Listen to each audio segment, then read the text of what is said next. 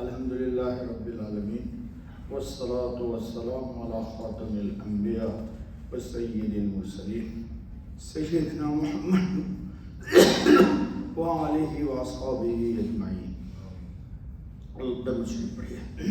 اللہم صلی علی سیدنا محمد وعلی آل سیدنا محمد صلاۃ تنجینا بها من جمیع الاحوال والآفات وتقضی لنا بها جمیع الحاجات وتطهرنا بها من جميع السيئات وترفعنا بها عندك على الدرجات وتبلغنا بها أقصى الغايات من جميع الخيرات في الحياة وبعد الممات إنك على كل شيء قدير. اللهم آمين يا رب العالمين. دوستو، آج ہے ربیع الاول کی خطبے کے حساب سے 10 تاریخ.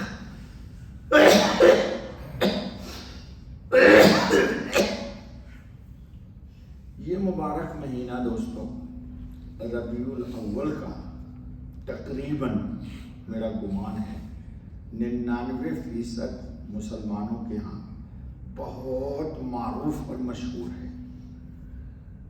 کیوں معروف و مشہور ہے؟ کہ اس کائنات عالم میں اللہ رب العزت کی طرف سے بے شمار انبیاء علیہ الصلاۃ والتسلیم تشریف لائے. 1.25 لاکھ کہتے ہیں، لیکن ان سب کو بھیجا گیا صرف ایک کے لیے. ایک نے بھیجا ایک کو، یعنی اللہ رب العزت نے بھیجا کو بھیجنا تھا خاتم النبی رحمت للعالمین محمد الرسول اللہ صلی اللہ علیہ وسلم. تو ان کو بھیجنے سے پہلے دنیا کی زمین پر سب سے قیمتی مخلوق انسان ہے، اور اس قیمتی انسان کے اندر اللہ رب العزت نے ایک بہت ہی انوکھی چیز رکھی ہے، وہ دل ہے. اس دل کو اللہ رب العزت نے اپنی تجلی کے لیے، اپنے معرفت کے لیے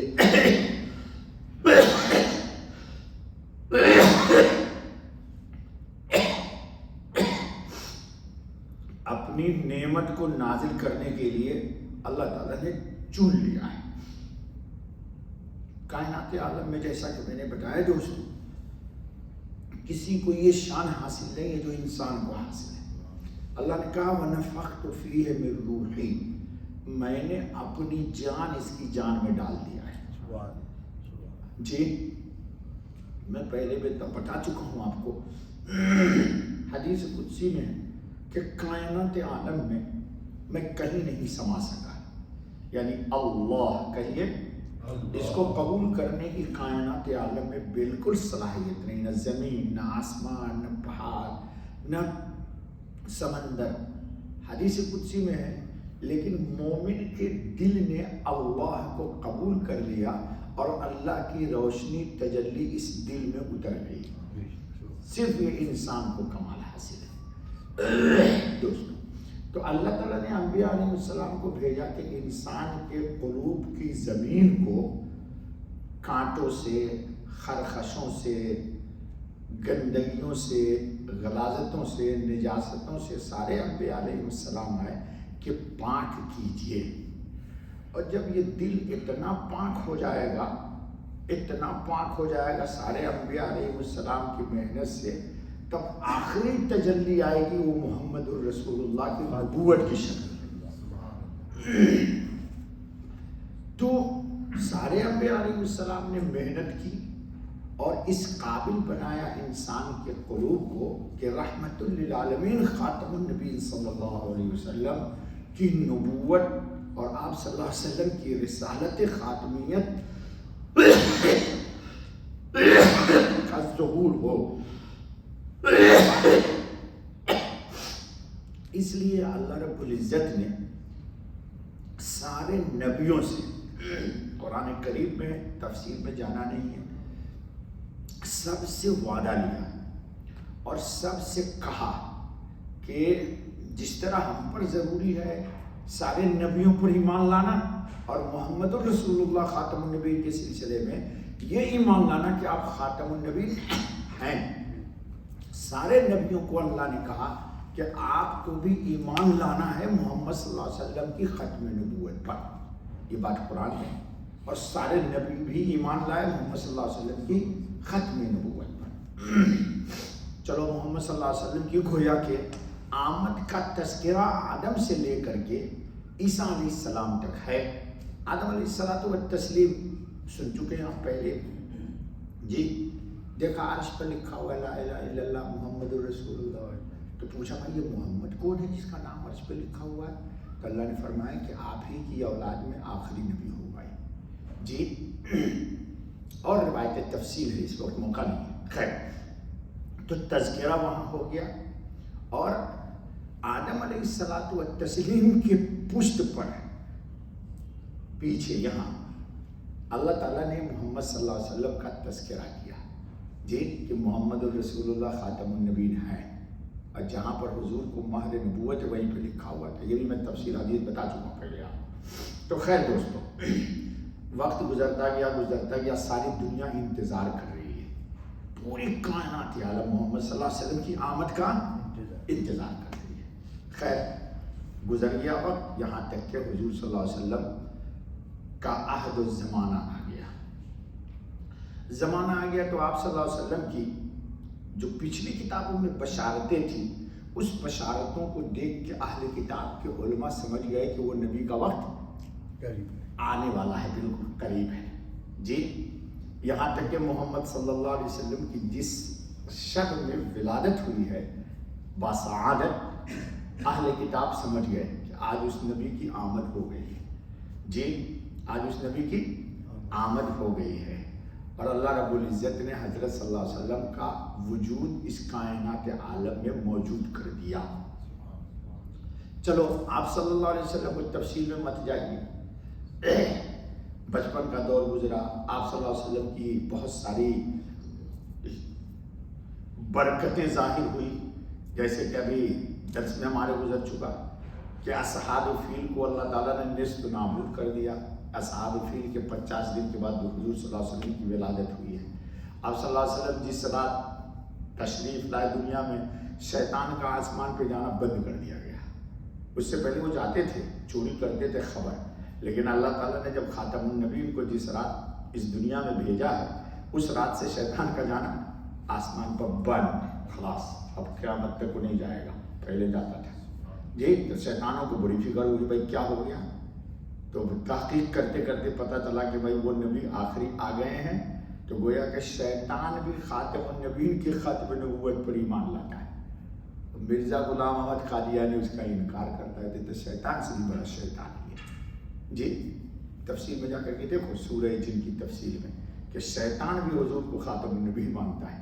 خیر دوستو، وقت گزرتا گیا، آپ کی برکتیں ظاہر ہوتی جب آپ 40 سال کے ہو گئے تو اللہ رب العزت نے آپ کو ختم نبوت کا آخری نور عطا فرما دیا، یعنی نبوت کا تاج عطا کر دیا جی۔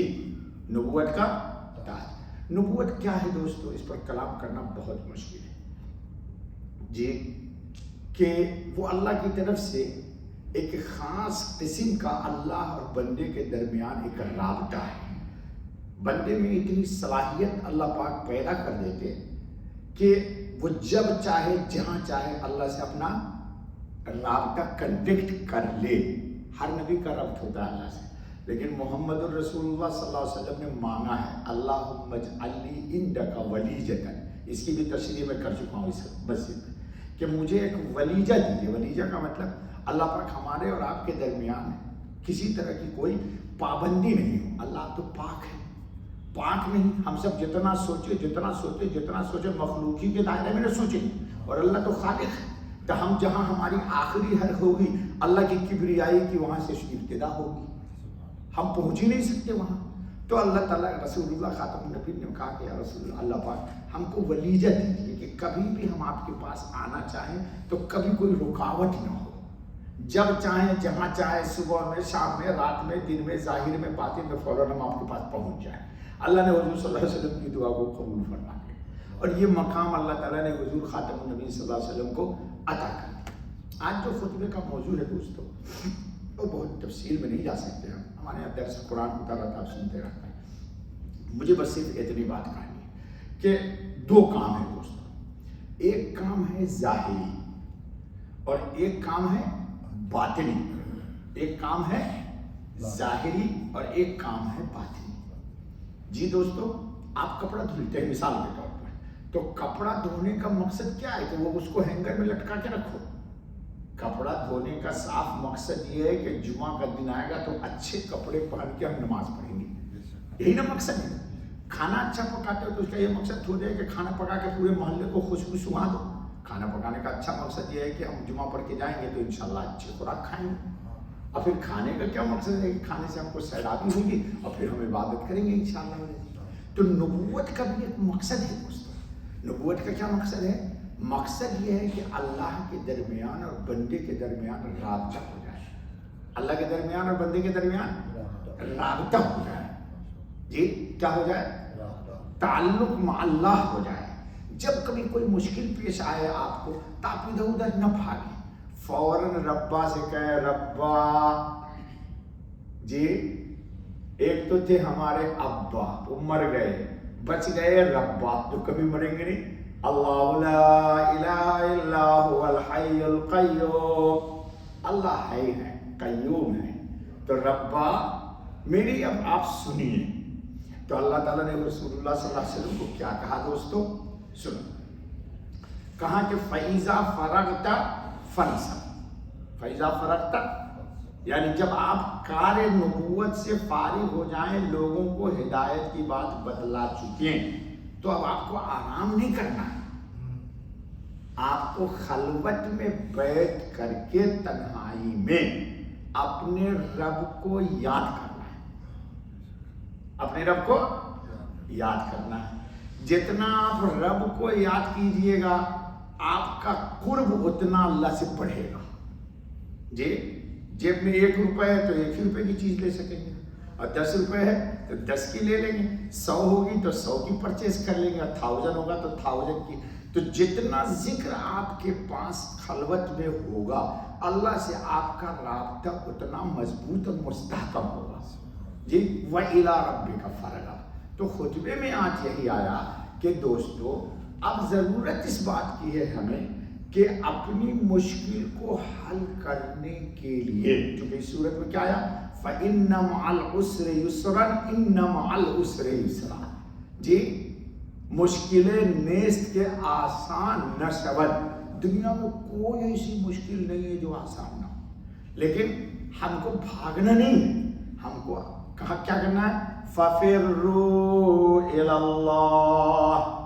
جب بھی کوئی مشکل آئے تو ربا کے پاس جانا، کیوں؟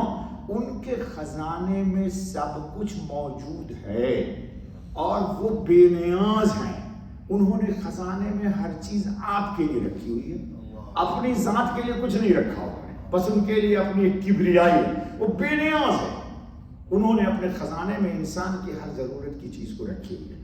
تو آج کے خطبے کا مقصد صرف اتنا ہے کہ انسان کو چاہیے کہ اپنی خلوت کو غفلت میں نہ گزار کر کے ذکر و فکر میں گزارے۔ جتنا وہ ذکر و فکر میں گزارے گا اللہ سے اس کا رابطہ اتنا مضبوط ہوگا۔ اللہ تعالیٰ ہم سب کو توفیق دے۔ بس